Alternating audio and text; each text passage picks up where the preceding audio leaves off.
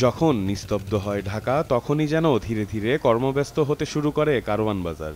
চোখে পড়ে নানা পণ্যের উঠানামা ও বেচা বিক্রির কর্মযজ্ঞ। ব্যস্ত হয়ে পড়েন শ্রমিকরা। প্রতিদিন শত শত ট্রাক আর হাজারের বেশি শ্রমিক নিয়ে চলে রাতের কারওয়ান বাজার। কেউ রাতের খাবার খেয়ে বেরিয়ে পড়ার পরিকল্পনায়, আবার কেউ ক্লান্ত শরীরে কংক্রিটের উপর নীরবে ঘুমিয়ে আছেন। এর পরের ব্যস্ততা শত টুকরির মধ্যে নিজের টুকরি খুঁজে ফেরা। প্রতিদিন মাথায় করে নানা ধরনের পণ্য উঠানামা করে তাদের আয় ৪০০ থেকে ৬০০ টাকা।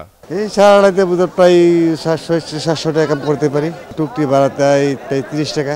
এই হেপ টানছি, কুমড়া নিয়েছি, লাউ নিয়েছি, এবারে পটল নিয়েছি, এগুলো নিয়েছি।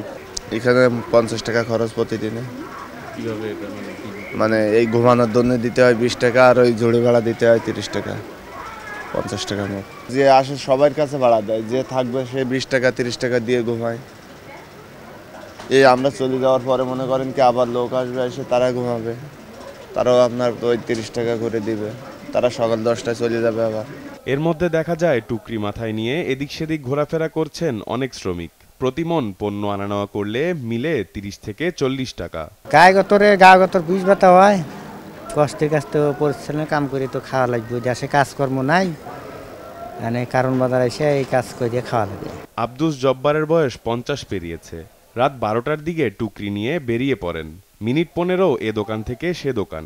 তারপর এক মহাজন কাজ দিলেন ৭০ কেজি মূলা মাথায় করে নিয়ে যেতে হবে এপাশ থেকে ওপাশ। তুর্কি ভাড়া ৩০ টাকা আর ঘুমানি ২০ টাকা, মোট ৫০ টাকা দিই।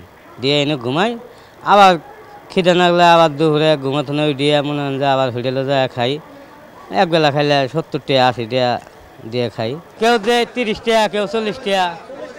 ৪০ টাকা দেবো, ৭০ কেজি মাল তো ৪০ টাকা দেবো। এ শ্রমিকদের জীবন যেন ৩০ টাকার টুকরি আর ২০ টাকার ঘুম। পরিবার পরিজন ছাড়া এভাবেই কেটে যায় কারওয়ান বাজারের প্রাণ সঞ্চালক খেটে খাওয়া শ্রমিকদের জীবন। ঋষাদ অর্ণব, দেশ টিভি, ঢাকা।